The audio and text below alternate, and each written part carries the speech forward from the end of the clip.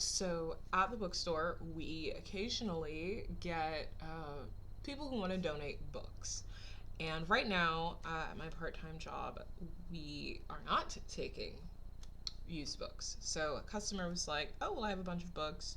Do you want any?" And obviously, yes. And so I wanted to just do a really quick book haul, I guess. And I have another bag of books from when we were moving the bookstore that I will share at a different point. So, first is James Baldwin, The Price of the Ticket. This is collected nonfiction from 1948 to 1985. These are, frankly, brilliant essays. James Baldwin is probably my favorite essayist ever. I think he was brilliant. I think he was funny. I think that he really had his fingers on the pulse of the relationships between, what we create. I'm sorry, I'm like very hungry. What we create, what we consume, who we are, who we want to become, the role of Black American identity in shaping cultural conversations around pop culture, the role of media in making us, for better or for worse. And so I think his stuff's really good. Highly recommend.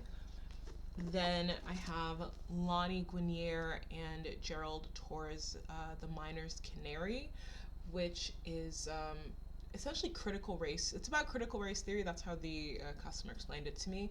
But I looked at it and I thought it was really interesting because um, I've talked about like in fandom spaces the way that being a Black person in fandom has often felt like being a canary in the coal mine, and people have ignored that. Like, I've watched the way the conversations about race and racism have shifted and really radicalized people, but not in the way you want them to or expect. People, instead of becoming incredibly hostile to talking about race and racism, and to engaging with the reality of, like, if you are more willing to punish somebody for saying that they don't like slave fic versus the person who wrote like an in-depth erotic Holocaust AU where the Nazis are good guys, you're saying something about the space you're in. That's just one example. Like, I'm gonna read this, I'm gonna think about like how I can use it both in my day-to-day life and in my writing, and also like how I can be a better person, because the overarching goal is for transformative democracy, something that we kind of need right now. Um, then Toni Morrison's Beloved. This book, brilliant. I love it. I can't believe I did not own this in print until yesterday. Toni Morrison. There's so much I could say about Toni Morrison, but the funniest thing I will say is, because of when we did this in grad school, I nearly fought a guy. Because there's nothing like having a non-Black Cuban look at you and go, "Aren't we all the descendants of slaves?" When you explain why you understand um, the choice that Sitha makes in Beloved to take the life of Beloved, right? Like that I nearly crashed out for real.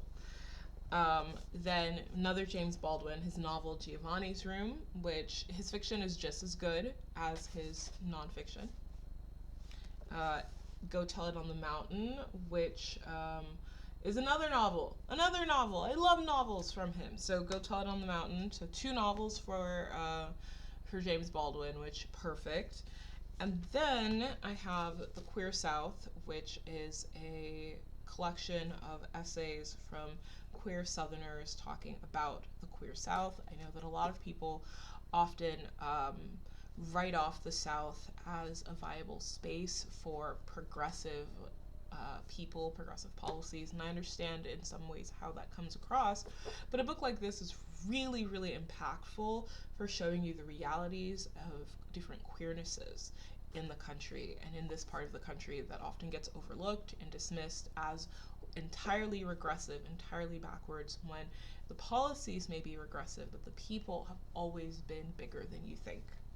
So I'm excited. I think this and the giant brick of James Baldwin essays might be what I'm the most excited for, but I'll get back to you.